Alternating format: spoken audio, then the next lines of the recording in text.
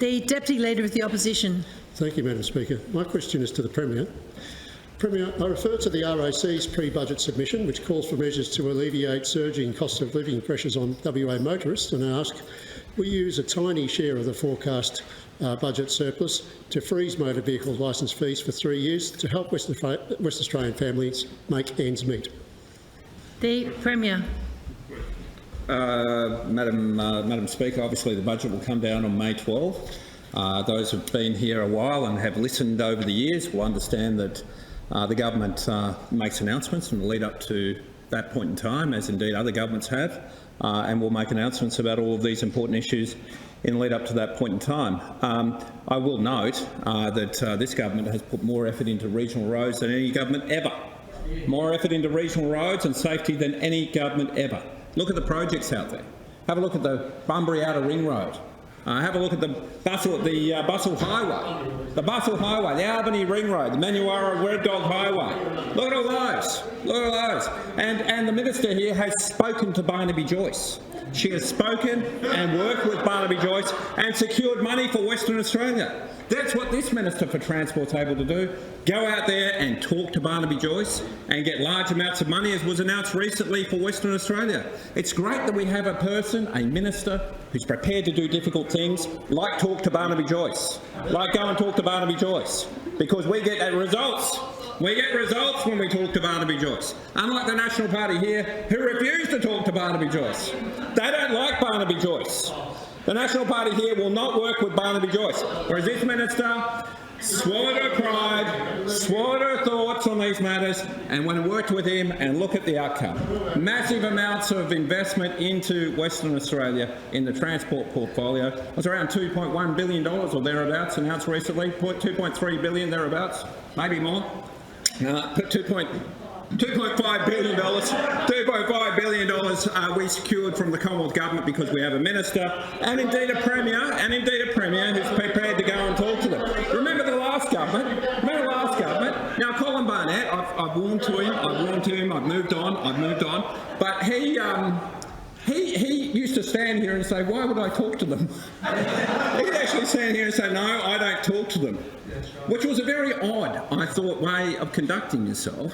And it meant that, of course, when it came to getting Commonwealth spend in Western Australia, GST wasn't fixed, investment in roads and rail didn't take place. The only ones who did actually put any money into Western Australia was Kevin Rudd. He was the one who put money into Western Australia back 10 or 12 years ago under the last government. So it is the case that we have worked cooperatively to get that investment. And this Minister for Transport created the Regional Road Safety Program, which has a cost-benefit analysis, I think, of 4 to 1 or something of that nature, cost-benefit analysis of 4 to 1, that she put to the Commonwealth Government.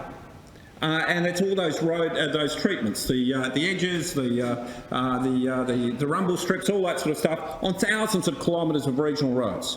And it's designed to save lives. And you know what it does? It saves lives. And that's being rolled out all over Western Australia and now adopted around the country. Barnaby Joyce saw the merit in it. He said, that's a good idea, Rita.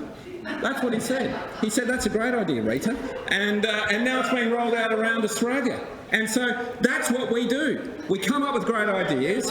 We get the Commonwealth Government to fund them, and therefore people around regional WA, for the first time ever, under this Labor government, are getting properly treated, and we're saving lives on regional roads. Now, you might recall, I recall Brendan coming in here and saying, no way, he wasn't investing in roads.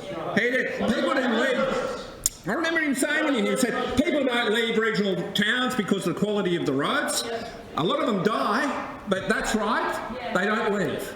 They don't leave. So what we do is we invest in regional roads and we save lives and we get major investment by the Commonwealth into those programs, which I'm sure the RAC, I'm sure that they appreciate that extraordinary effort that this government has gone to save the lives of regional people around Western Australia, even if the National Party doesn't.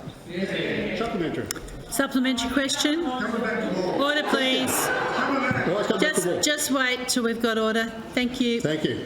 Premier, you announced that you'll be making a series of announcements before the budget. Will a freeze on car registration fees be one of them? The Premier.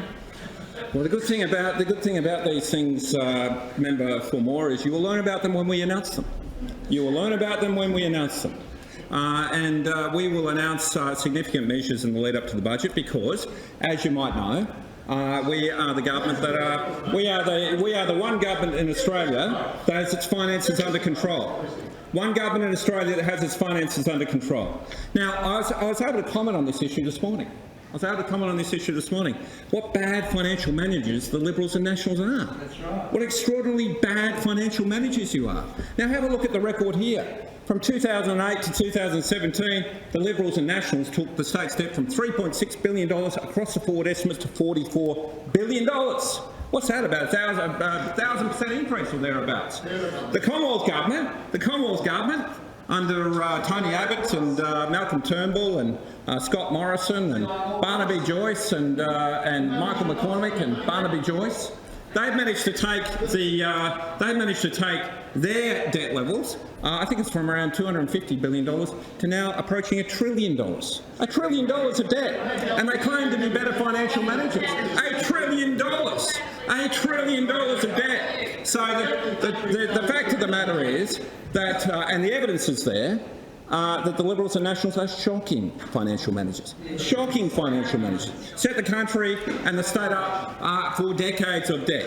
At least in the case of Western Australia, we've had a government that's got it under control, that has the capacity and has a record of proper financial management and assisting families, particularly with targeted measures, that I might note that you oppose, when we put in place a $600 electricity credit. There you were out there opposing that. The Liberal Party.